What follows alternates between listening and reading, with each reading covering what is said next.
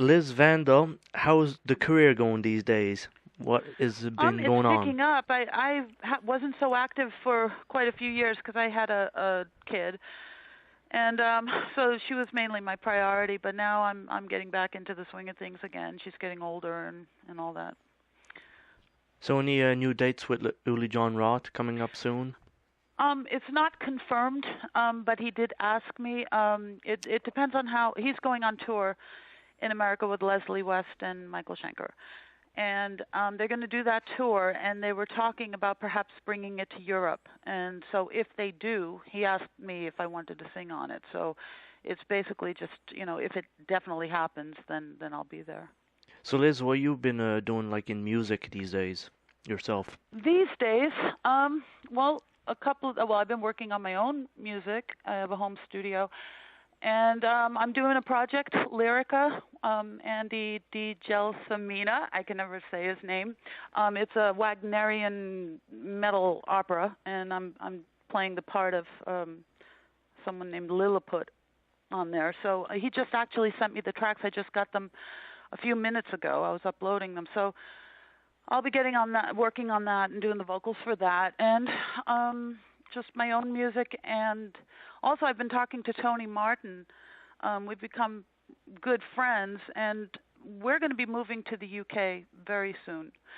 And we were talking about maybe, hooking up, perhaps maybe writing something, whatever. It's not like definite, but the option is there. It could possibly happen that maybe we do something together. So I'm kind of excited. Tony Martin still has a good name, I think, ex Yeah, Black Sabbath. I love his voice. He's become one of my favorite singers ever. I was kind of late. I missed the period of time of Black Sabbath when he was in it.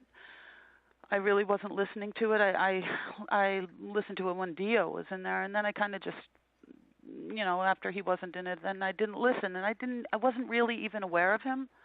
And it's only now, and it's pretty late. But the guy, to me, he's phenomenal, and I love the way he sounds. And I've been discovering other stuff other projects that he's done, and he's a really good songwriter as well. So you foreseeing like an album with Tony Martin or like a few No, I'm songs? not. I have no idea if anything Okay. will even happen at all. All I know is we discussed the possibility. Maybe we get together. When I get over there, and if something happens, something happens. If not, I feel really flattered that that idea even exists. You said something interesting, like now you're working on songs online. How is that working like for you, let's say? Well, because I'm so awful with my computers, and that's probably with all the tech stuff, and that's probably part of the reason why I haven't done anything. It's always technical reasons. I need an engineer. I can write, I can come up with parts, I can make tracks and all that in my computer, but to make it sound like an album is another story, and all the technical stuff. And I just never had anybody to help me. And now I do seem to have people around, so things are going faster. And the online thing is phenomenal because, you just send tracks over the net, and it's like you can just record it at home. So I'm excited. It's just a little bit late for me, but it's better than never. Now, Sahara, the band, the 80s, type Yeah. of glam, type of music, let's say. How's that going, now? Like, do you foresee anything else in the future for that? Well, actually, that was really mid '80s, mid '90s. But we all were like best friends with each other, and that band stayed together for 9 years. And we still are friends. I still talk to them. It's something that will never change. It wasn't just a band; it was the friendship too. And they were even talking about maybe we should do a reunion and write some songs, and stuff like that. And you never know. But the thing is, I do live in Europe, and they're all in LA, and the funding to be able to do Right. that, to rehearse and whatever. So nothing's actually happened yet, but that's another possibility in the air, you know, it, maybe down the road. Something to these old albums like Going Crazy in the Seventh Houses, the sound quality was well recorded and still stands today very strong when you listen to this. Yeah, I mean, I can appreciate it when I listen to it. It's a little bit echoey, the reverb, like in the '80s with the big drums and all that. But it's not too overdone. I had a really great time being in that band. But I think if we did something today, it probably would be a little bit different than it was back then. I mean, those songs were good for that time. Let's go in like let's say today. How's your music scene? In your area. I really don't know. I'm living in Germany in a tiny little village of 400 people, and nobody here speaks English at all. I think I'm just in that kind of area. So I've had a really hard time. I've learned some German, but it's not. It's really pretty bad. So And technically, you're living alone there now. well, with Uli, but I hope he he's so speaks busy, well. so I might as well say I'm alone. Well, yes, if you do not speak the language.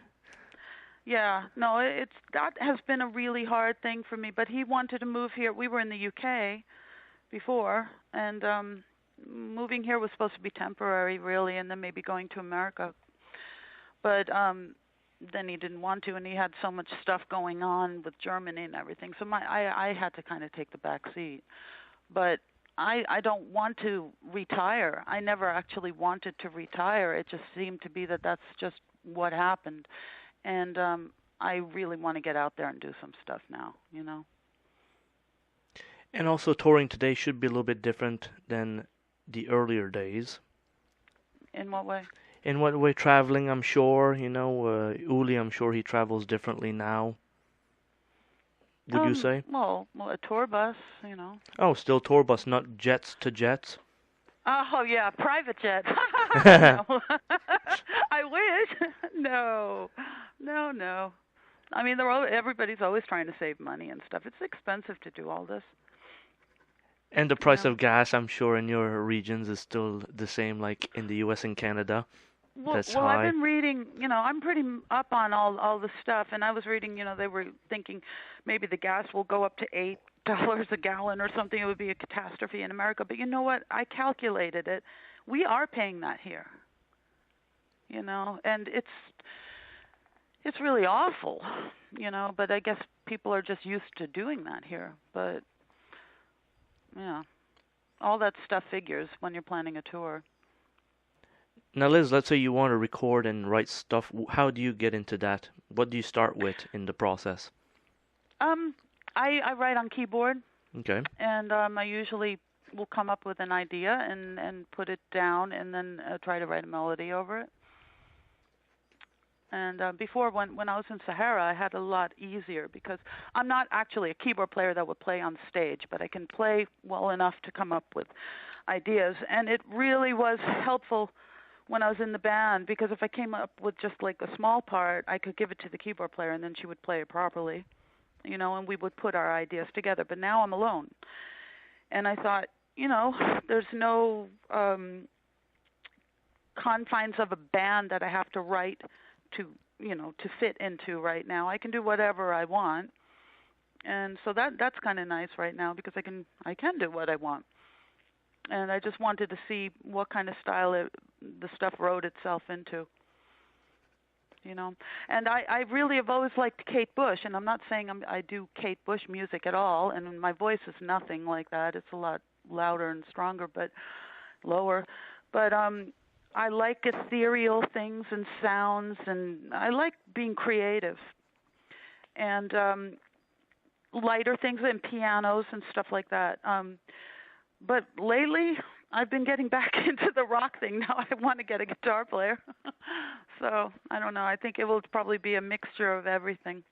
So it seems everything goes back, back to rock, always the roots. Yeah, I don't know. I guess it's because I've been on Facebook for a while now lately, and then I started listening to Tony Martin, and all the rock stuff again. And there's been a few people that have been interested in Sahara, and I hadn't listened to that for years. And then I was listening, and I was thinking, well, that wasn't so bad. And it's like, and I started listening to the rock again. Not that I stopped liking rock, but actually living with Uli is kind of, it's a very quiet environment. He doesn't really like music around. And so I kind of got detached and maybe even isolated from all that because of what it's like where we live, I've been in Uli land, and but now I think I want to go into the real world again too. So let's say living in Uli land, that's very strange. A guy at that stature of guitar playing does not want music around. Is it to keep all that originality? Because you know what it is? It's so hard for him to listen to music. He can't listen as just a listener.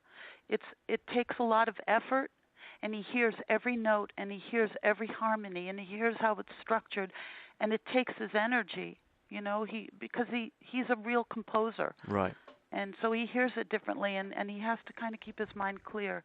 And I think he writes his best stuff when he's just in silence, Now we got our kid. She's 12 and blasting music on her stereo. Uh-oh. Now I've been blasting Black Sabbath.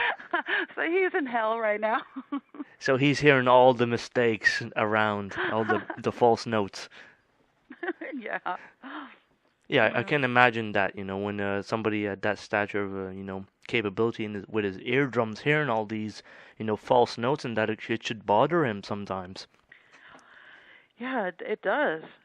Like I said, it's work for him to listen. Now, when you're driving, around in the car, do you listen to? Oh, there's nothing. Nothing. It's silent. Not even talk show. Nothing. Wow. Just the tires going. Yep. Well, I talk a lot. All right. So you're the talk show DJ, Yeah, I'm the talk show, and he's just sitting there going, Well, Liz, been a real pleasure talking to you and getting to know what you're up to in this 2011 era, and it's good. Thank you so much. I really appreciate it. Well, I hope you get your album done, and look forward to hearing what you got going on. Okay, thank you. One final thing, when do you foresee this being released? Well, when the songs are written, recorded properly. For sure. Maybe in another 10 years. Oh, another 10 years. Everybody will be there in their rocking chairs, as long as people are alive. For sure, and then we'll have the new Liz Vandall album. Yeah, that would be something. But I'm excited about doing the Lyraka thing. I mean, as soon as I hang up, I'm running upstairs and putting it in my Cubase and starting. Oh, good. So good stuff. Good. Oh. Also, I mean, Tony sent me some tracks to a song, and I was recording vocals to it. I'm not saying it's coming out. We were just going to see, how it sounded. So, I mean, you never know. You never know. More things seem to be coming, and people are contacting me and stuff like that. So I just would like to be able to collaborate with somebody instead of trying to do everything by myself.